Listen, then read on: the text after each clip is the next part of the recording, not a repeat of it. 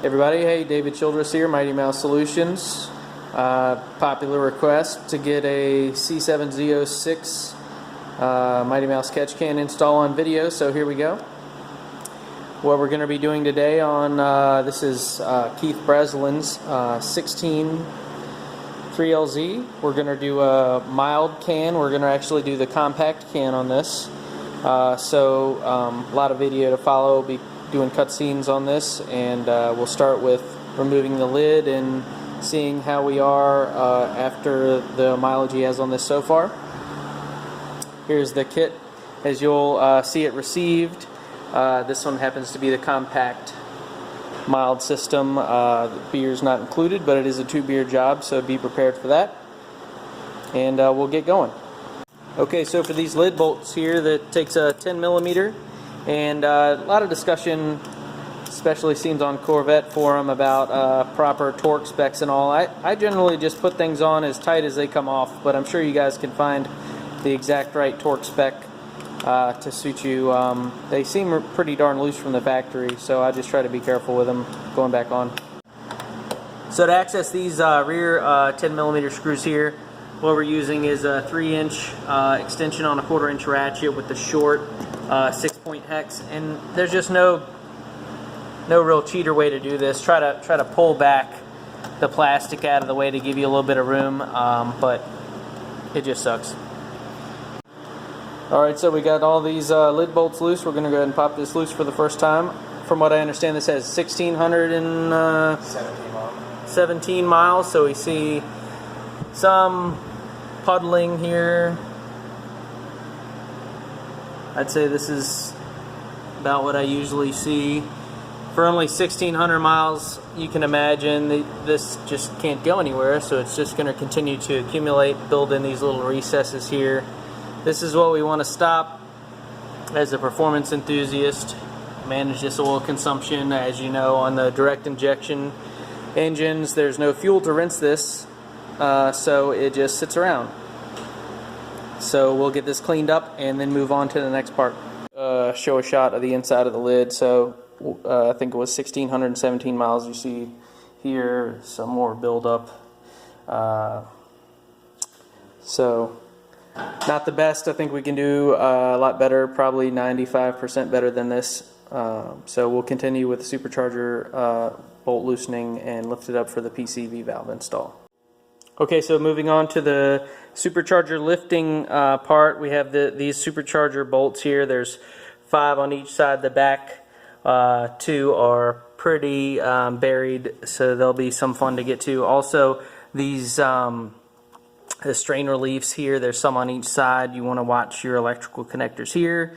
The throttle body needs to be disconnected because that comes up with the supercharger. Also, the supercharger tensioner here takes a 15mm. The belt is extremely tight, but once you get down on that, you'll be able to get the belt out of the way, and then this thing will be able to ready to we're going to kind of tip it up from the front and get access from the front passenger side there. Okay, so we've at this point we've gone ahead and removed these strain reliefs. Strain reliefs on this side. There's 3 on that side. We've got our major electrical connectors going to the mass air and the bypass solenoid. We've got our vacuum line here, one of the PCV connections here, some of our other electrical connectors here. We just finished putting the 15mm combination on here to put some pressure, take some pressure off this belt, pop it off of the idler here, and then remove it from the supercharger pulley here. And now we're going to move on to just releasing the supercharger with the bolts.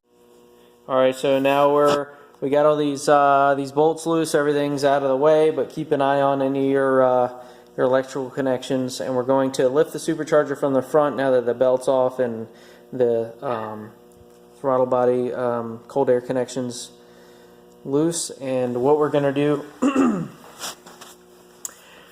is basically lift here, and somewhere above the thermostat housing, anywhere in here you can set something to take the weight off after you lift it up. Like I said, a couple inches. Happen to have a fresh clean roll of tape here we're going to position underneath of it. So we'll see here, this is where we're going to just pop it up and set that piece of tape. There's a metal steel bracket right there, and that's all you need to do. And I'll try to get over here where we can see a shot of the fitting that we're accessing. And I'll turn on my flashlight next video, but this is the PCV valve right here. There. So we see here, we're just basically getting this up just slightly so we can unscrew that.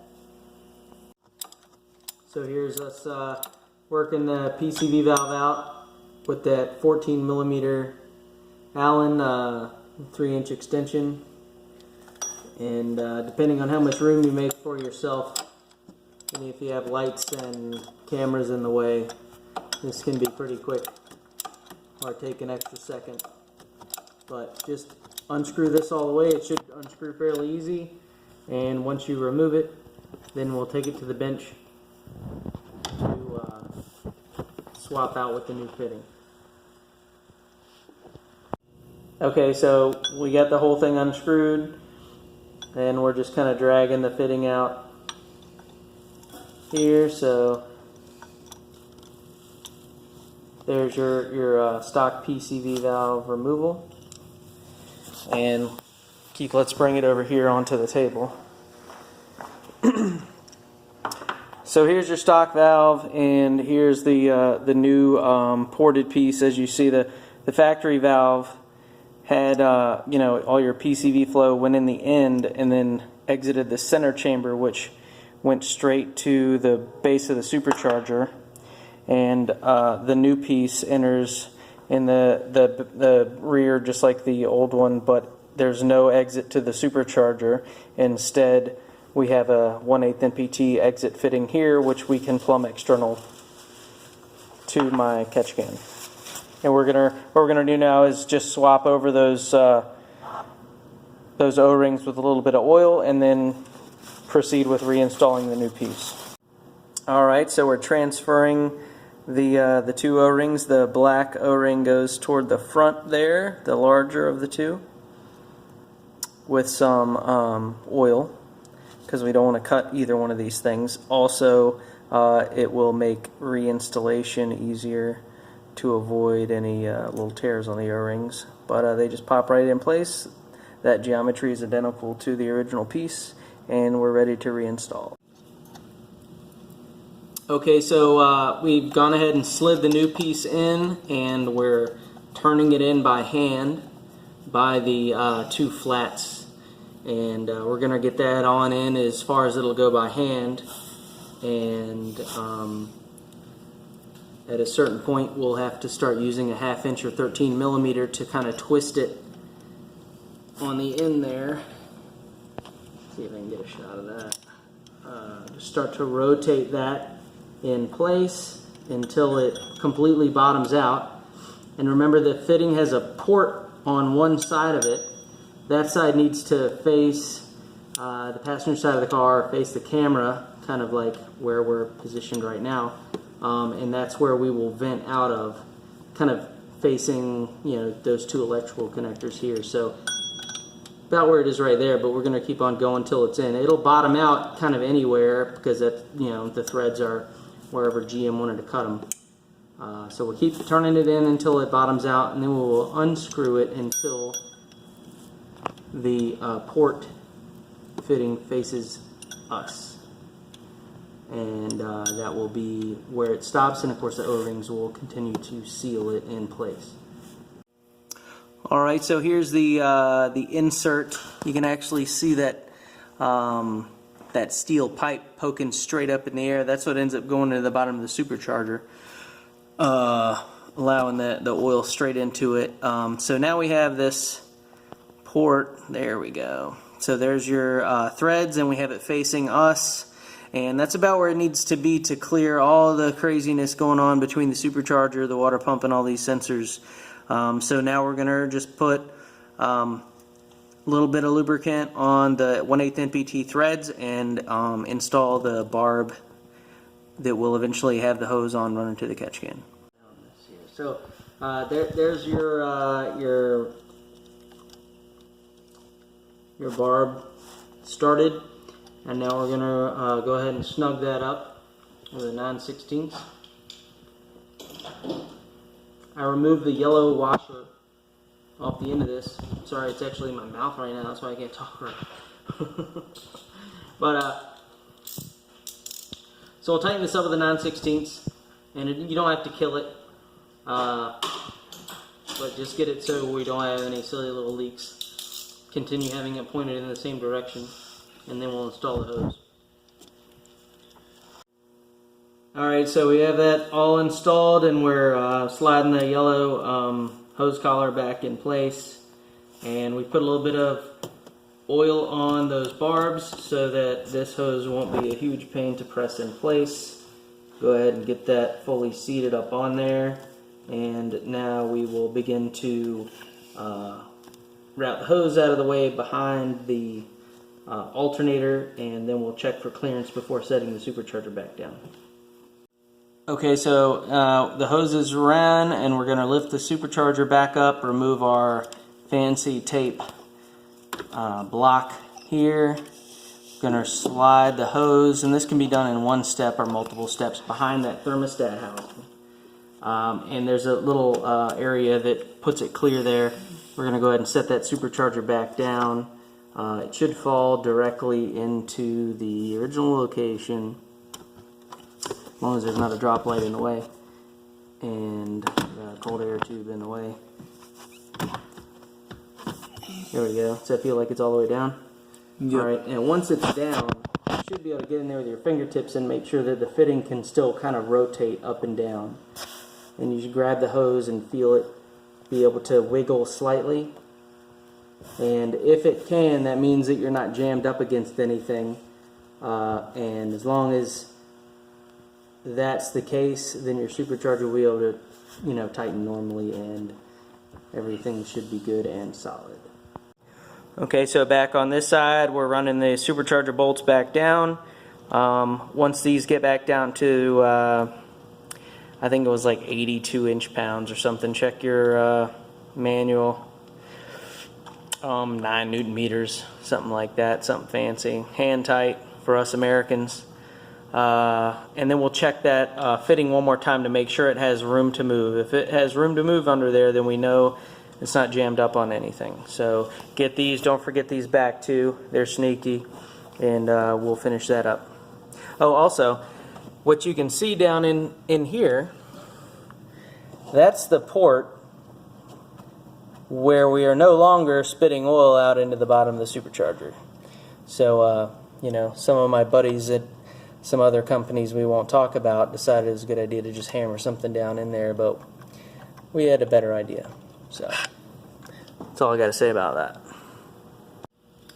Alright, so here we've tightened all those 10 bolts on the supercharger, and we're starting to reconnect the electrical and the strainer leaves, all the little bits that we pop loose, the cold air tube.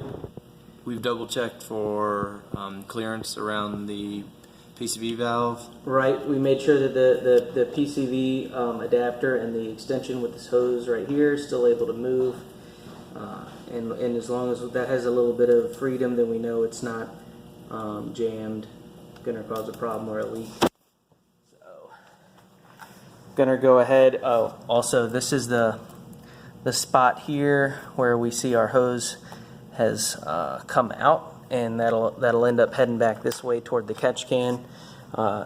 Little note: this, unfortunately, some of these screws are just hard to get to, and I'm sorry. I wish I could move them for you guys, but this one's hard to get to, and you're just gonna have to figure it out. We were using a ratcheting 10mm for that, and so anyways, you're gonna see the belt go back on, all this other stuff go back on, lid go back on, and then we'll just mount the can up and run the two hoses.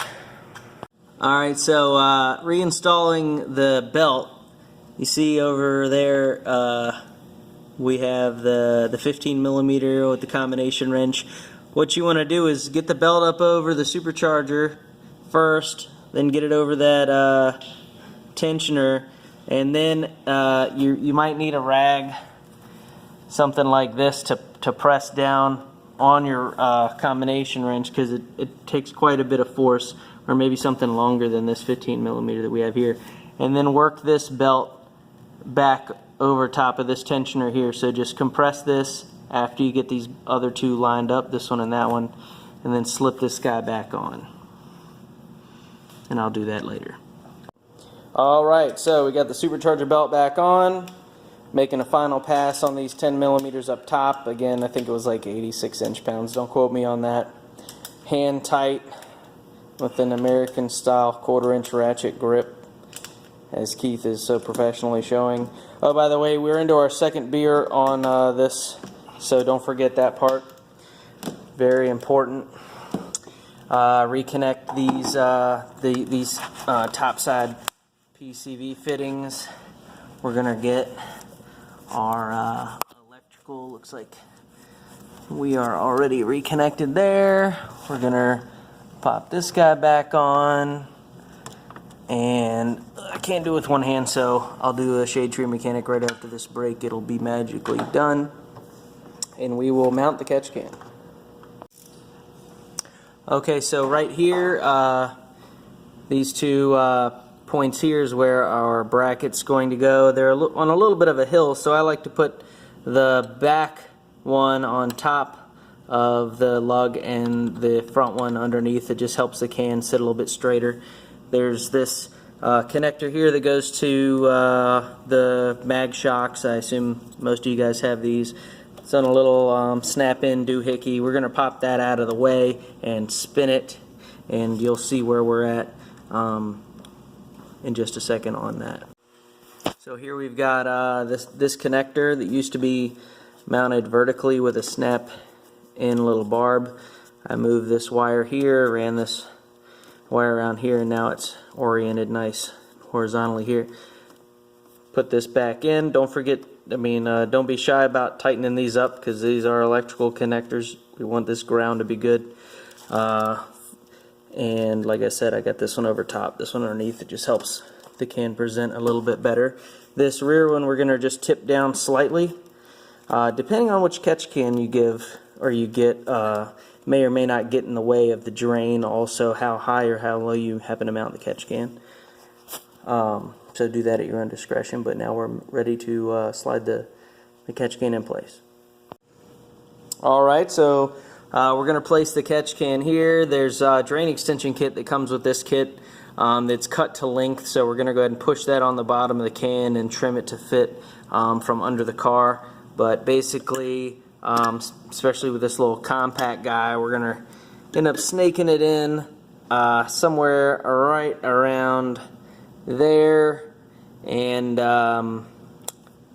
right here between this the vacuum return line to the top of the intake manifold. It looks like it's the throttle body, but it's behind the blade, so it's a vacuum source. Right between this 90 snap-on fitting and that first vacuum check valve is where we're going to add the T, and the PCV valve on the left is what's in charge of regulating how much intake manifold vacuum gets put on the system to replace the job of the original PCV valve. And then you see this number 6 fitting here is going to get a 120-degree fitting, which we connect to our old vent. So that's the big idea. Instead of the crank fumes going straight from the PCV valve into the bottom of the supercharger, now they come out through this hose, go into the can. Of course, my pressure release is able to balance any pressure that's built in the system, and then we still regulate out just like this stock PCV valve did back to intake manifold vacuum. So I'm going to go ahead and get this mocked up with the drain, and we'll show cutting this hose here next in final assembly. Okay, so we've routed the number 6 hose across the top here, and we have this 120 we're going to mount into the side of the can, and then we're going to eyeball trimming the hose to length here, and then we're going to make a cut. A little bit of oil on those barbs helps for easy install, and then that part will be done. Alright, so last part of the... My camera freaking out, just must be late. So we're going to go from the PCV valve to our splice here. What we're going to do is just slice a little bit right here until we can pop this fitting out. Same right here. There's a bunch of ways to do it. Some of my customers just cut here and here and shove the hose up over top of this. Personal preference, but what we need to end up is with the PCV return line teeing into this and then make this connection back. So that's what we're going to work on now. Alright, so we've cut the factory hard plastic off of this fitting and off of the first vacuum barb. We have my T here, which will go in place, and then this line will just do a little loop like here to the catch can, so I'll pan to that and just... Alright, so here's the... I don't know why I have this crazy glare now, but here's the T. Hopefully you can see that. So the catch can plumbing is complete. We're just going to tidy up underneath where we have the drain extension, secure that so that we can get to that for easy draining. But top side is done. Popular question, will this cause a vacuum leak? No, this is open anytime that there's more pressure in the can than atmospheric pressure. It's not 1 psi, it's not 3, it's anything over 0. And it opens just as easily as you can breathe into it. So that's how I get my extra capacity. On the systems, as a little note, the Wild system hooks up different than this. This vent line we exchange with this vent line because this one is relatively small, even though it has a much larger fitting here. We trade places and send the small vent line out of the valley to help with balancing the air flows in the dry sump tank, and then we use the much larger fitting here to run a 5/8 line to the can instead of a 3/8, and that gives us even more breathing capacity. Anyhow, we're going to tidy up underneath the car and wrap this up. Alright, so we are all done. We are just not quite 3 hours in. When I show you our leftover pieces, this is from that shock sensor on the driver's side that we got rid of because we relocated that. About a foot of the drain extension hose we trimmed. This is the original PCV valve that we removed. Why is this thing not focusing anymore? We didn't use the clamp that come with the drain extension, went with a cable tie. My instructions, just because of this car, I always include the clamp in case someone wants to use it, but on this car there's just nowhere, and we don't really want to get into drilling on these new cars just yet. So threw a little zip tie right around this brake line, strain relief here, and we're out of beer. So that is it, and thank you for your time.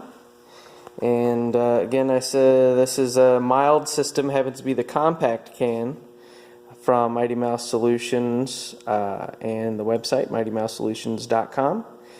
I'm still the only one currently shipping the adapter for this car, contrary to some website and internet rumors, but feel free to find that out by asking around and let me know. Happy to help. Thanks.